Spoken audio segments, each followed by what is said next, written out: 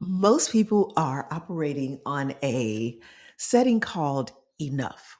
Not thriving, not failing, just getting by. But what happens when good enough is not enough for you? That is the question that we are answering on this week's episode. So let's go.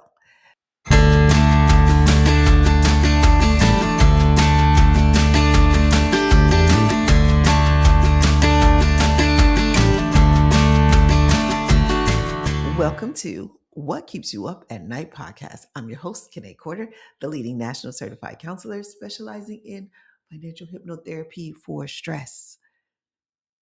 Let's get this episode going. It is going to be a slow conversation because I have a lot of notes. Got my glasses, kids, we got to read them. And I'm in a new co working space, as you can see. I can show you if you like. But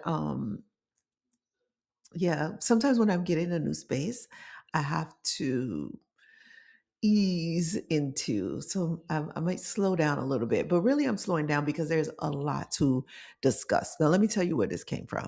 So I was having a conversation with a friend of mine. Her daughter is switching from one sport to another. Actually, she's switching from one sport to two others. And in talking to her, it made me bring up the conversation that I'm often having, which is, the saying that all men are created equally.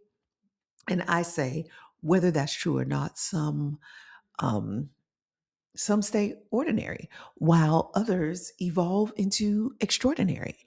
And when that happens, that's a separation. So if you are extraordinary, it is very difficult to hang around people who are ordinary. Not that you are better or worse, that one group is better than the other. Although people who are ordinary or average or going with just enough, status quo, doing the minimum, they do think that people who are striving for perfection, who are in search of, what's best, the greatest, highest, doing their best, no matter freaking what. The people who are average are going to look at them and say, "You think you're better than me?" And they're like, "I'm not even thinking about you. When I am thinking about being my best self, I'm just thinking about me. You are a non factor."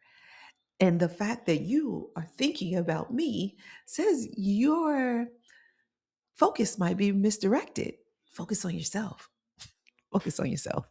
So that's something we're going to go deeper on. And when I was having this conversation with my friend, one of the things I realized is that when you are, let's say, in search of perfection, I don't really know another way to describe it, but when you're like giving your all and your all is everything, when you are an athlete, you have an excuse to do that. And so when people ask you, "Hey, we're going to this burger place or this, fast food place, want to come?" And you're like, "No, I can't eat that." Like when you're an athlete, you're like, "I got a game," or "I'm in training," or um, yeah, that goes against my diet. And they can accept that. They're like, "Oh, okay." But when you're not an athlete anymore, you're like out of it, whether you're a retired athlete or you were a college athlete and you just moved on. When you're not an athlete anymore, you really don't have an excuse to be perfect. When you're striving for this perfection, but they're like, "But why? But why?" You're like, I don't know. I remember working out with someone, and this was in my adulthood. I was no longer an athlete, and I remember working out with someone, and another person came up, and they were like, "Man, you're really getting it." And the person I was working out with, they were like, "Yeah, she's training for the Olympics." Even though I wasn't, they were making a joke about it. And but that's how I feel. That's how I approach life. Like I'm training for the Olympics. And every day is like that. But it's a different Olympics. It's not like the, Olympics. I don't know any other way to say that, but it's like the life Olympics. Ooh, I like that. The Life Olympics. Let me get to my notes. Okay, so one thing, um, Going back to all men are created equally, all men and women, you know what I'm saying? Humans are created equally, but whether that's true or not, some stay ordinary while others evolve into extraordinary. That is a choice. That is a choice. You can stay ordinary if you like. You can stay average if you like. But if you choose extraordinary, you will then start to separate yourself from others. And that feeling of separation can sometimes be lonely. It can sometimes come off as self righteous, whether, especially in certain professions. And I notice in the barber profession, there's a lot of competition, lots of competition. But even in the like digital resource type industry, there's a lot of competition. And when I say digital resource, I mean like this online. Everybody is like trying to be better than the other person. But let's get one thing clear: striving for perfection is different from competing, it is different from competition. Now, I don't know any athlete who doesn't want to win, but there is a difference between wanting to win and not wanting to lose. So we just designated three different things. You have the average person who's not even in the game. They're just like, yeah, I'm not doing that. And then you have the person who's in the game, but the focus is on not losing, which means they're not going to take as much risk, which means they are probably have a little bit more fear. We're going to talk a little bit more about fear in a second. Um, but then you have the person who is just like, no matter freaking what, I win. All I do is win, win, win, no matter what. Yeah, that person. So the winner, the champion, that they have a champion's mindset, and winning is all they know. And when they don't win, it's a surprise. It is a huge letdown. And so that is one of the things that separates the average or the ordinary from the extraordinary, is that you just have this I must win. So some people say failure is not an option, but to me, that is I must not lose. And so if you think about failure not being an option, you just made it an option. If you say failure is not, universe doesn't hear not, it only hears is an option.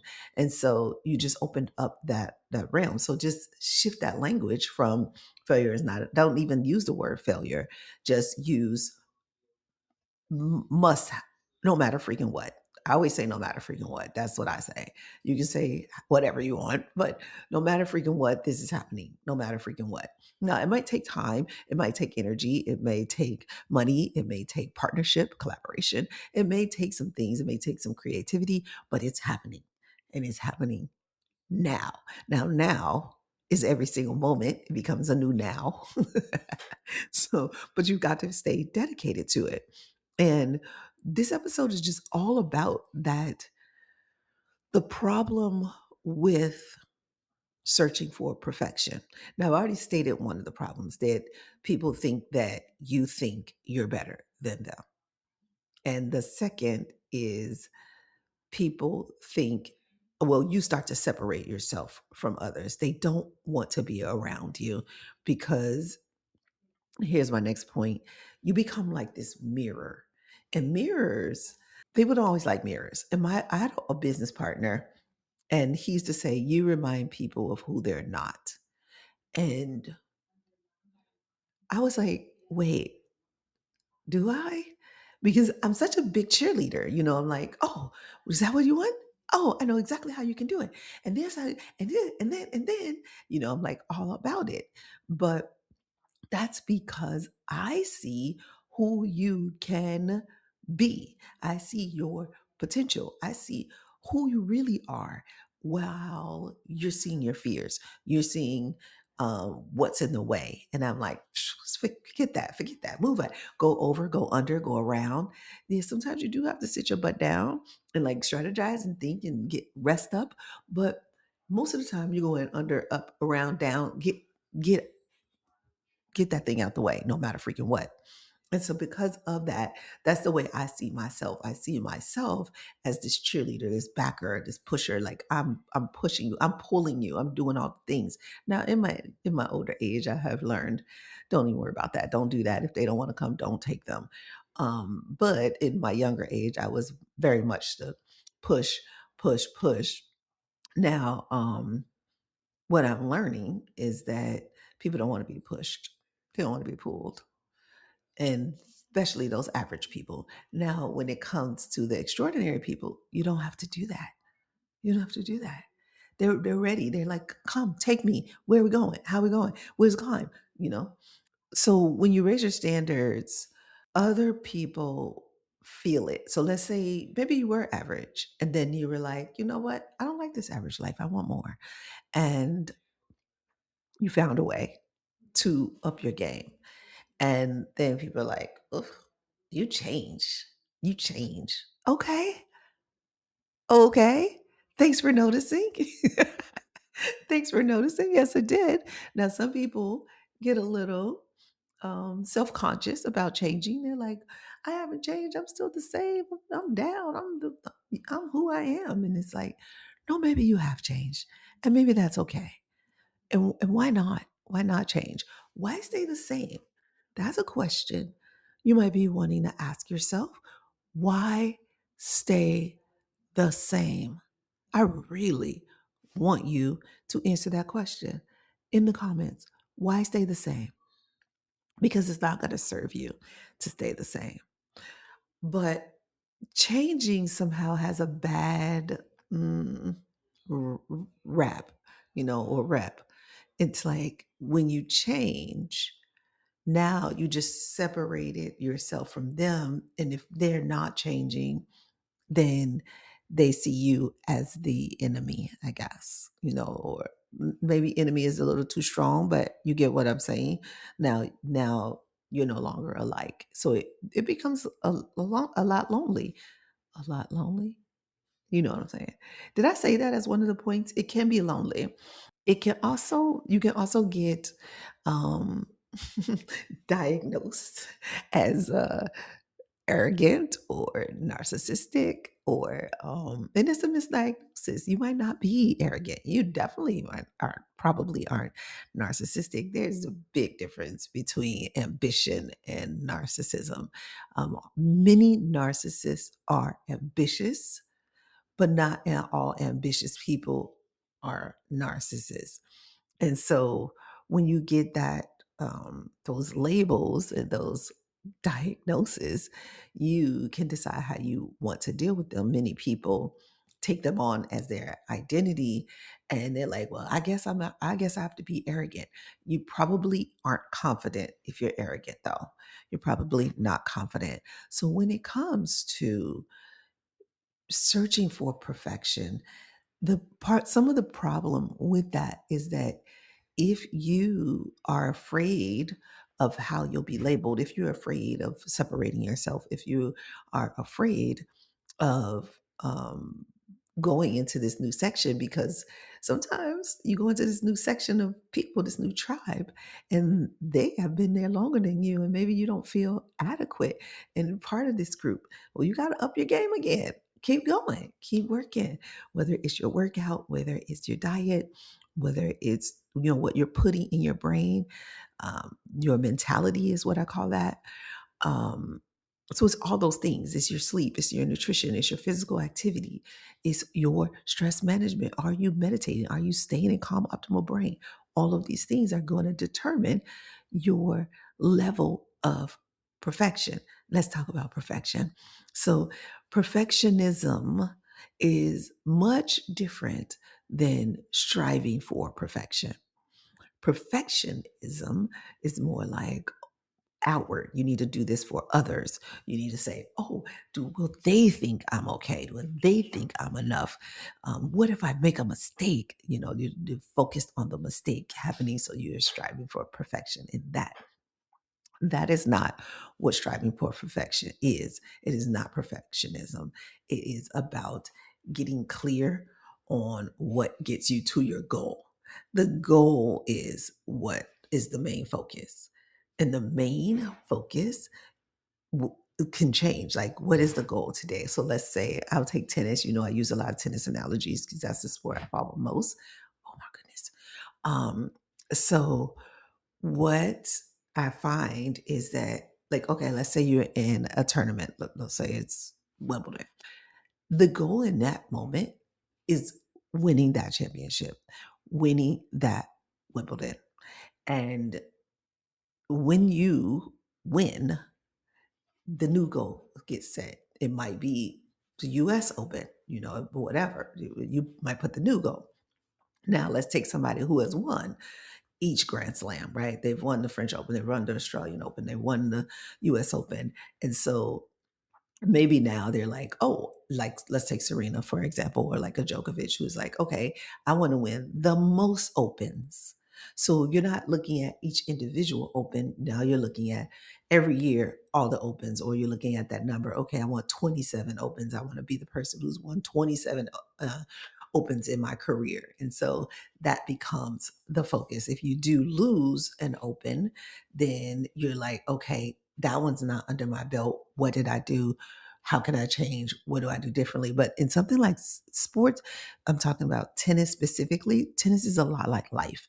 Every tennis, I was going to say match, but shoot, even the set, it can change in a moment's notice.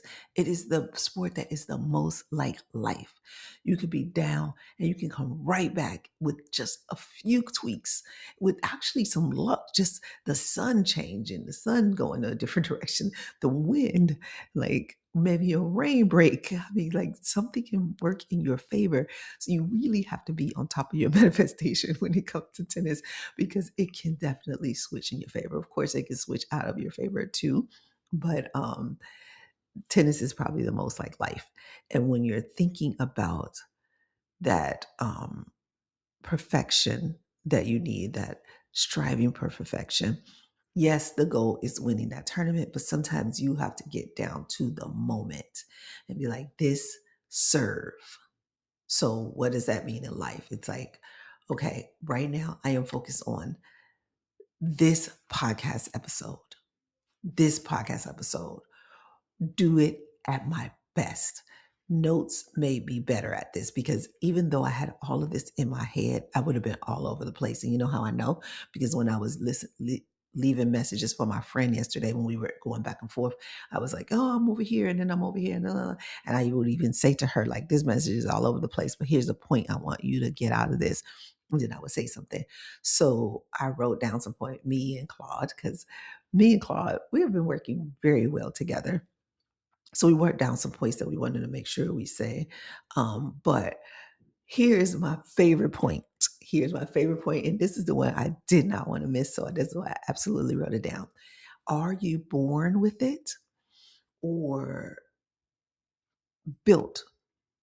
You build it. Do you born with it or you build it? Train. When it comes to this, like extraordinary, when it comes to this, like striving for perfection, is this something I know that many athletes start at a very young age. Tiger Woods started at what, like two? Serena and Venus started from zero. You hear the stories of Richard speaking into the mother's womb that you're going to be the number one tennis players or whatever it was that he was saying to them. So maybe that was inborn, but maybe that was training. And so I don't have the answer. That's another thing you can comment if you want to. I would like to know what other people are thinking. Is this extraordinary search for perfection inborn or is it trained? I can remember a very early age not competing, but as a dancer. I started in dancing and then went into other sports. But as a dancer, it's not a competition always. Sometimes it's a recital, but you still want to be at your best and you dance full out. Now, think about me, what I like, and you might be the same way, is when I practice. I'm going to see if I find this video of me dancing not too long ago. Actually, it was long ago. was like 15 years, but it feels like just yesterday. I think it was like maybe 2012 or 13, something like that. But the thing is, when I practice, I don't practice full out. I practice at the bottom of my game, not the top of my game. Like I'm doing my best, but not my ultimate best. But when I get on the stage, it is like I transform. And so you might be that same way. And you have to find your way of striving for perfection and in what you do, in what you do. Because for you, maybe it is trained. Maybe over the years, you have trained yourself to strive for perfection. Maybe it wasn't inborn in you. Maybe you were focused on not losing, and now you finally decided to focus on winning. It could be that. I'm just gonna, uh, I'm laughing because sometimes Claude writes like, LLM, like a large language model. Here's the part nobody talks about. Nobody says that because everybody's talking about this. So why would you say nobody's talking about it? So that's what he wrote in my notes, and I'm like, I'm not saying that because it's not true. Most of the time, when people say that, we are talking about it. That's why you're making a video about it. So it's about the emotion that goes along with striving for perfection. In humans are capable of so much, but a lot of times they don't know it. And sometimes your emotion is attached to failing. What if I fail? This goes back to that like perfectionism thing. But sometimes your emotion is tied to the best you can be. I have got to be at my best. And sometimes it's not an emotion, sometimes it's an actual feeling. Like if I eat the wrong food, I feel physically ill, tired, drained. I just had an episode. Like, I don't know what the hell I ate or what happened. This thing on American food. And I did the episodes about Whole Foods. I'm just not shopping there anymore. You can look back at, I think it was last week's episode. But I can't do this American food. And I watched this videos on the news about America is like trying to make Iran trade agricultural. And I'm like, is that the plan? Are they like this world domination thing? Like they trying to poison all the people because this food is poisoned in the United States. I'm learning. Anyway, I bloated up like my whole, especially on the left side. Somehow it was like my joints were all, and I was like, oh no, no, no, I gotta take care of this. And I don't talk about it when I have things because while it's happening, because I need to stay in calm, optimal brain. I need to stay focused and I need to focus on what I want to happen, the goal. And the goal was to get back into complete health. And so I just stay focused on that because the more you talk about what you don't want, the more you get that. So I was focusing on what I wanted. And now I feel 99.9%, but I hardly ever feel 100% in America. And it's hardly anywhere that I feel 100%. There's only a few places, but it has to be a place where the fruit and vegetables, you don't have to say organic because they just have a standard of producing. You don't have to say grass fed because what else would they feed a cow other than grass? They're not feeding their animals corn because corn, first of all, it's genetically modified in the US. Um, and second of all, it's just not the food that they should be eating. It fattens them up and oh, I remember the video. I don't think I'll find it though because I didn't save it. What happens if you just are focused on being enough? Now, this video is not about you. I should have said that in the beginning because you could be watching all the way through and be so mad at me. This video is really for those who are striving for perfection, who really are going to the top of their game. And it is to support you in that. I don't care if you are 7 or 70. or 17, going into college, graduated from high school. Maybe it's your last year of high school. And I remember, I'm going to tell this last story and then I'm going to be done with it and kind of wrap this episode up. But I remember I went to a new high school. I went to one high school my freshman year. The sophomore year, I went to a different high school, and I'm going to strive for perfection, whether it's sports or grades or whatever, anything in my life. I'm going to be striving for perfection. So I got the highest geometry. Me and like the biggest nerd in the school. He and I got the same grade. And mind you, I went to a school in elementary school where 90, 89 was probably the lowest score. Like nobody was failing. Nobody had Fs or even Ds, maybe a C, but that was rare. Everybody was an A or B student in this school. I went to private school. And so, because your parents paid for this school, you gave your all. And most of the people were just striving for perfection. They were just extraordinary people.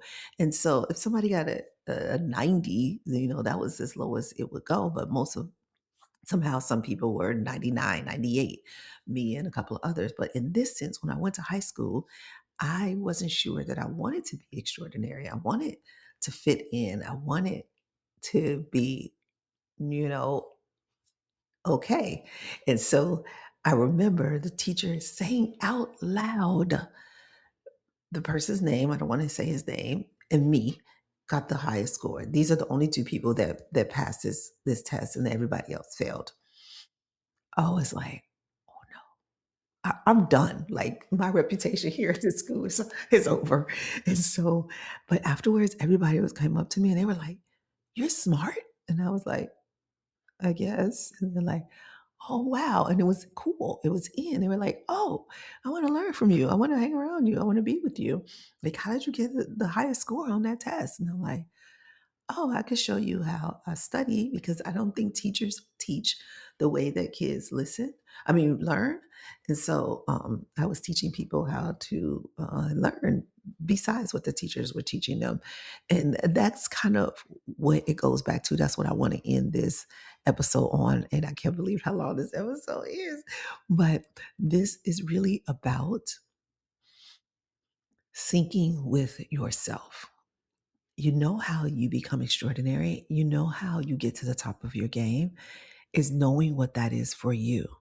Being at the top of your game is about being completely yourself, your full, authentic self. But you've got to know who that is, what that is. What are you capable of? Now, I have this gift that I can see inside people. I can see what they are capable of. And I need you to see it for yourself. And I'll do my best to point it out to you. But if you don't see it, if you don't want to see it, then I don't do any work. But if you want to see it, then I got you. I will collaborate with you to sync with yourself. That is what I do now. Right now, I'm doing that for barbers, and then they refer their clients to me. So the barbers and their clients. But it is a gift to be able to see yourself, and that is the gift that I like to give people. Is like, let me show you this mirror. I'm not going to show you that old stuff that other people have said about you. I'm going to show you the stuff that you know deep down inside is truly who you are. And so if you want to strive for perfection, you go for it. If you want to do your best, no matter freaking what, you go for it. And if anything is holding you back, like you want to fit in, don't you worry about fitting in. You stand out, stand out, stand out. Okay. Good. I am so glad we had this conversation. Even though it was really long, I think it was worth it. If you listened all the way to the end, kudos to you. I'm sure there's a link in this description that's for you. Just go click. Just go click and see. It could be something just for you. In fact, I know it is. So that's all for now. I will see you sooner. Love you muchly.